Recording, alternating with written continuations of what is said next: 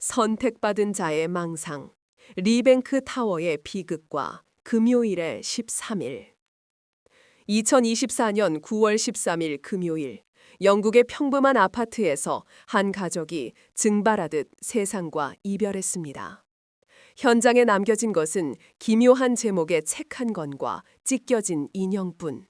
그리고 얼마 뒤, 인터넷에는 현실과 게임을 구분하지 못하는 한 소년의 기이한 선언문이 올라옵니다. 과연 그날 새벽 15층 아파트에서는 무슨 일이 벌어졌던 것일까요? 사건 분석을 시작하기에 앞서 잠시만요. 구독과 좋아요는 저희가 더 나은 컨텐츠를 만드는데 가장 큰 동기부여가 됩니다. 사건에 대한 여러분의 생각도 댓글로 자유롭게 남겨주시길 바랍니다. 2024년 9월 13일, 서양 미신에서 가장 불길하게 여긴다는 13일의 금요일이었습니다. 영국 런던 북쪽에 위치한 루턴 지역의 리뱅크 타워 아파트 단지는 여느 때와 다름없이 고요한 새벽을 맞이하고 있었습니다. 이곳은 1960년대에 지어진 고층 아파트로 다양한 사연을 가진 사람들이 모여 사는 평범한 주거지였습니다. 새벽 5시가 조금 넘은 시각, 아직 해가 뜨지 않아 짙은 어둠이 깔려 있던 15층 복도. 그 정막을 깬 것은 무거운 쿵쿵거리는 소음이었습니다. 아래층에 거주하던 한 여성 주민은 천장을 울리는 둔탁한 소리와 무언가 넘어지는 듯한 소림에 잠에서 깼습니다. 층간 소음이라고 치부하기에는 너무나 격렬하고 또 불규칙적이었습니다. 참다 못한 주민은 항의를 하기 위해 위층으로 올라갔습니다.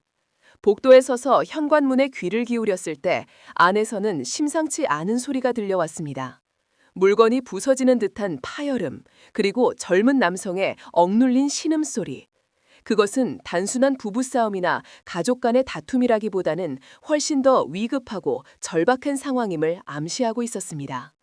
주민이 조심스럽게 문을 두드리려던 찰나 아파트 복도를 찢어밟힐 듯한 날카로운 폭음이 울려 퍼졌습니다. 탕! 그것은 명백한 총성이었습니다. 영국의 주거지역, 그것도 아파트 단지 내에서 듣기 힘든 그 소리에 놀란 주민은 즉시 자신의 집으로 도망쳐 경찰에 신고했습니다. 위층에서 싸우는 소리가 들리더니 총소리가 났어요. 빨리 와주세요. 신고가 접수된 지 얼마 지나지 않아 무장 경찰을 포함한 긴급 대응팀이 리뱅크 타워에 도착했습니다. 시각은 오전 5시 30분. 경찰은 위급 상황임을 감지하고 15층 해당 호수의 문을 강제로 개방하고 진입했습니다. 현관문을 열고 들어선 순간 경찰들을 맞이한 것은 매캐한 화약 냄새와 비릿한 혈향이었습니다. 거실과 복도 곳곳에는 격렬한 몸싸움의 흔적이 역력했습니다. 가구들은 넘어져 있었고 바닥에는 핏자국이 낭자했습니다. 그리고 그 끝에서 경찰은 믿기 힘든 참혹한 광경을 목격하게 됩니다. 가장 먼저 발견된 것은 이 집의 가장이자 어머니인 48세의 줄리아나 프로스퍼였습니다. 그녀는 아르헨티나 출신으로 영국으로 이주해 세 자녀를 홀로 키우며 성실하게 살아온 헌신적인 어머니였습니다. 그녀는 머리에 치명적인 총상을 입은 채 쓰러져 있었는데 현장에 있던 경찰들을 더욱 소름 끼치게 만든 것은 그녀의 다리 위에 놓인 물건이었습니다. 그것은 책이었습니다. 책의 제목은 가족을 죽이는 방법. 벨라 마키가 쓴 이 베스트셀러 소설은 블랙 코미디 장르의 픽션이었지만 참혹한 사건 현장에서 피해자의 시신 위에 얹혀 있다는 사실은 마치 범인이 경찰에게 보내는 조롱 섞인 메시지처럼 보였습니다. 비극은 여기서 끝나지 않았습니다. 다른 방에서는 13세의 막내딸 지젤이, 그리고 또 다른 곳에서는 16세의 차남 카일이 숨진 채 발견되었습니다. 지젤 역시 머리에 총상을 입은 상태였으며 평소 축구와 복싱을 좋아하며 건장했던 카일의 상태는 더욱 처참했습니다. 그는 총상뿐만 아니라 날카로운 흉기에 의해 수없이 공격당한 흔적이 온몸에 남아 있었습니다. 현장의 혈흔 분석 결과 카일은 생의 마지막 순간까지 범인에게 필사적으로 저항했던 것으로 보였습니다. 경찰은 즉시 현장 신원 파악에 나섰습니다. 이 집에는 총 4명의 가족이 살고 있었습니다. 어머니 줄리아나, 18세의 장남 니콜라스, 16세의 차남 카일, 그리고 13세의 막내 지젤. 현장에는 3구의 시신만이 존재했습니다. 사라진 사람은 단 한 명, 바로 18세의 장남 니콜라스 프로스퍼였습니다. 경찰의 머릿속에는 두 가지 가능성이 스쳤습니다. 첫째, 외부 침입자에 의해 가족이 몰살당하고 장남이 납치되었을 가능성. 둘째, 사라진 장남이 이 끔찍한 비극의 당사자일 가능성. 현장 감식반은 침실에서 또 다른 기이한 단서를 발견했습니다. 침대 위에는 귀여운 테디베어 인형이 놓여 있었는데 인형의 머리 부분은 산탄총에 맞아 찢겨나가 솜이 흩날리고 있었습니다. 마치 실제 범행을 저지르기 전 인형을 대상으로 사격 연습을 한 듯한 섬뜩한 흔적이었습니다. 사용된 무기는 산탄총으로 추정되었습니다.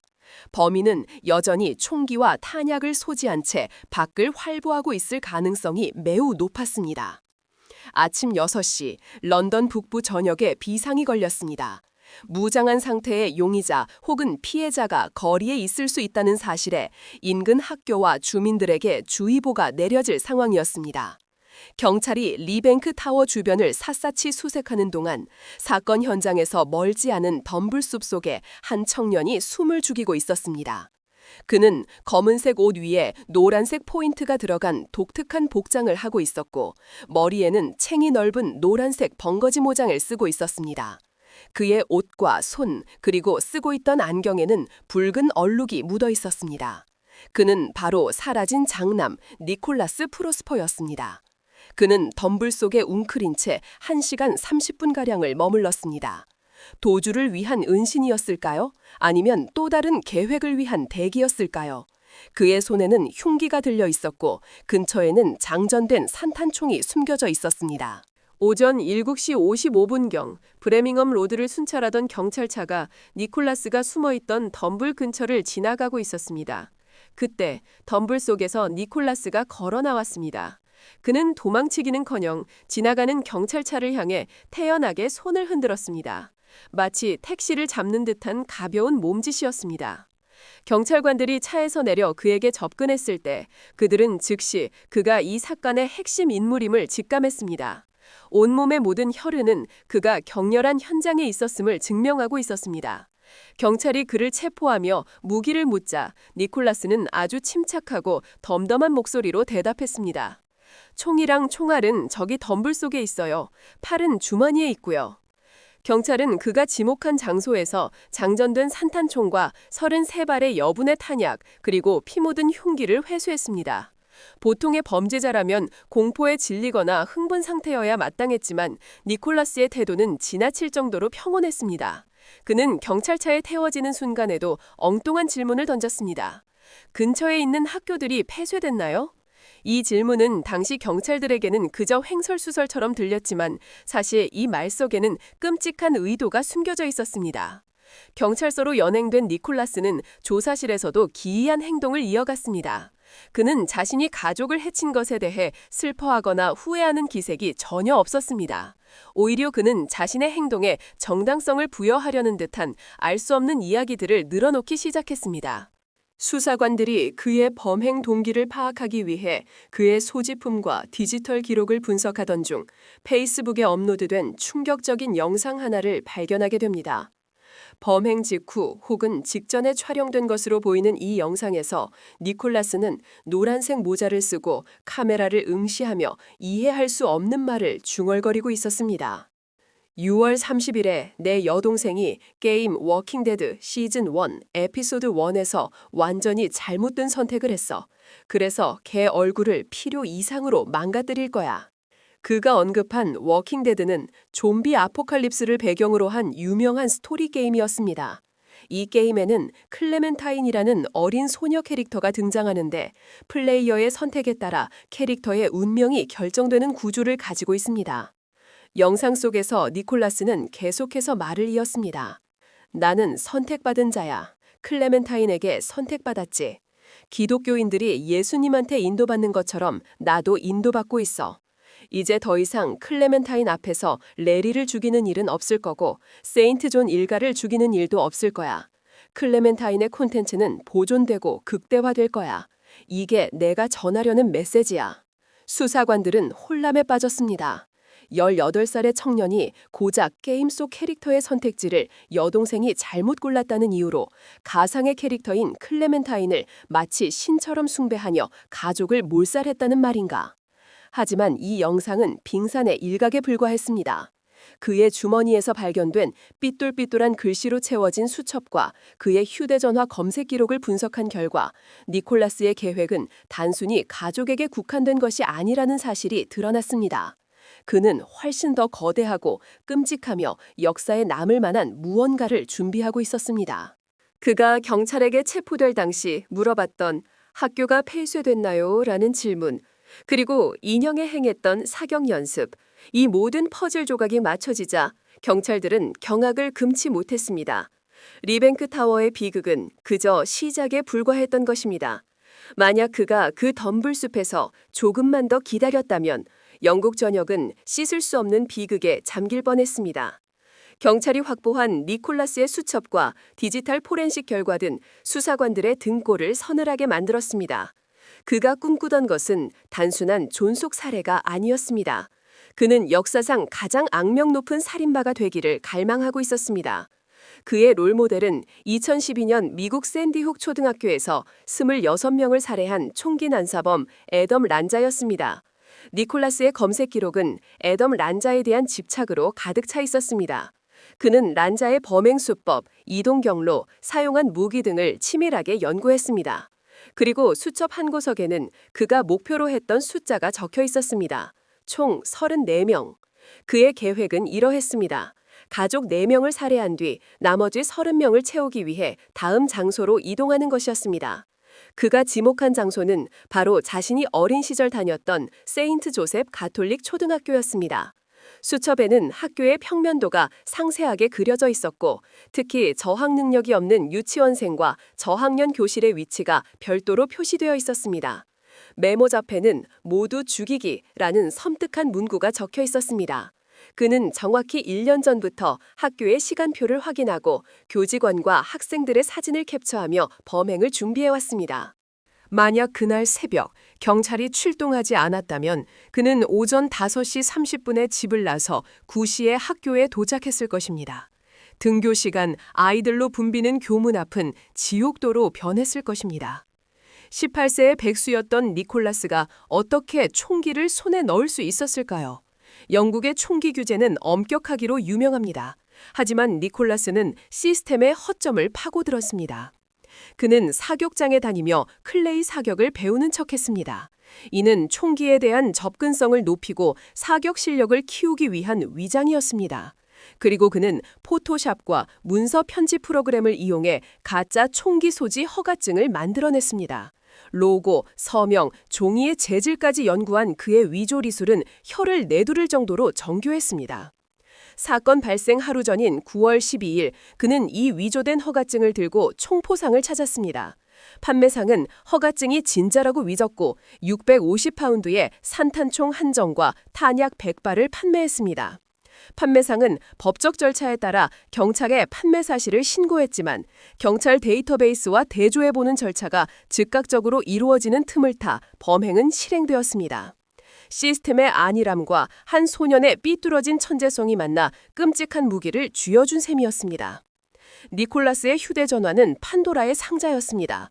그 속에는 단순히 폭력적인 성향뿐만 아니라 일반인의 상식으로는 이해할 수 없는 귀괴한 성적 도착증이 담겨 있었습니다. 그는 시체성애에 심취해 있었습니다. 목을 총으로 쏘면 죽나요? 산탄총으로 사람을 죽이는 법과 같은 검색어 사이에는 차마 입에 담기 힘든 시신 훼손과 성적 행위에 대한 검색 기록이 섞여 있었습니다. 심지어 그는 사고 현장이나 시신 사진을 공유하는 음지 사이트에서조차 아동 성애적 발언이 너무 과하다는 이유로 강제 추방을 향할 정도로 극단적인 성향을 보였습니다. 그의 노트에는 가족을 살해한 후 범행을 이어가기 전 여성들을 상대로 끔찍한 짓을 저지르겠다는 망상 섞인 계획까지 적혀 있었습니다.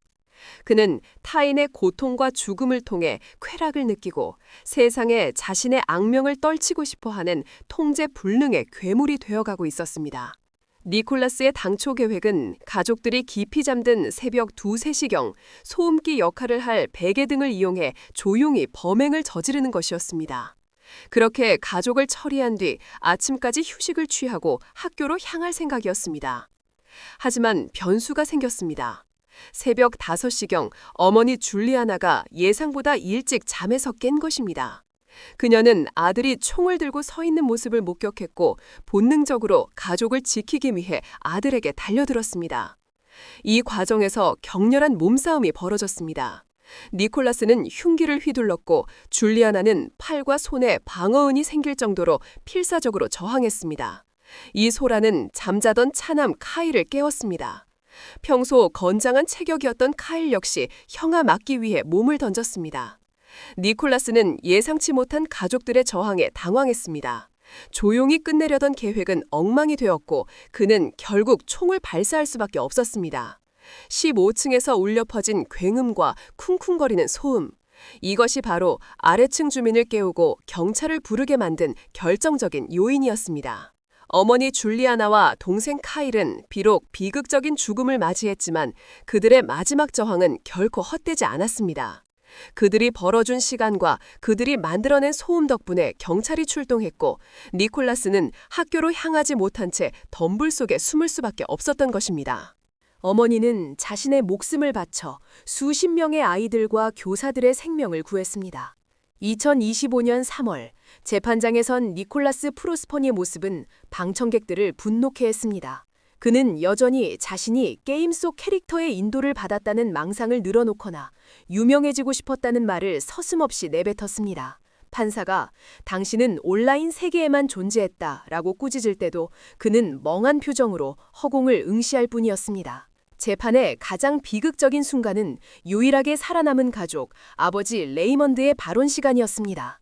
하루아침에 아내와 2 자녀를 잃고 남은 아들마저 살인마가 되어버린 아버지. 그는 증인석에서 떨리는 목소리로 아들에게 말했습니다. 사랑한다 아들아. 네 잘못이 아니야. 알겠지? 그것은 아들의 죄를 부정하는 것이 아니었습니다. 정신적으로 완전히 무너져버린, 괴물이 되어버린 아들을 향한 아버지로서의 마지막 연민이자 작별 인사였습니다. 그 말을 들은 니콜라스는 처음으로 눈물을 보였지만 그것이 참회의 눈물이었는지는 아무도 알 수 없었습니다. 치마 그렵 판사는 니콜라스에게 가석방 없는 무기징역에 가까운 중형을 선고했습니다. 최소 48년을 복역해야 가석방 심사 자격이 주어지는 형량이었습니다.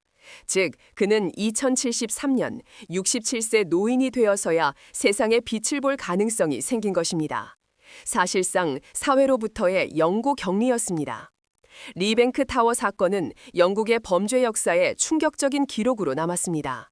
게임과 현실을 구분하지 못한 망상, 온라인 극단주의에 물든 청소년, 그리고 총기 규제 시스템의 허점까지 현대 사회의 어두운 면들이 응집되어 터져나온 비극이었습니다. 하지만 이 끔찍한 어둠 속에서도 우리는 기억해야 할 것이 있습니다. 가족을 지키기 위해 그리고 의도치 않게 더 큰 참사를 막기 위해 마지막 순간까지 악마와 맞서 싸웠던 어머니 줄리아나와 동생 카일의 용기를 말입니다. 그날 아침 세인트 조셉 초등학교의 아이들은 평소처럼 등교하여 친구들과 뛰어놀았습니다. 자신들에게 다가오고 있었던 거대한 재앙이 15층 아파트의 문턱을 넘지 못했다는 사실을 모른 채 말입니다. 세상은 여전히 평온해 보였지만 리뱅크 타워 15층에는 영원히 지워지지 않을 슬픔이 내려앉았습니다.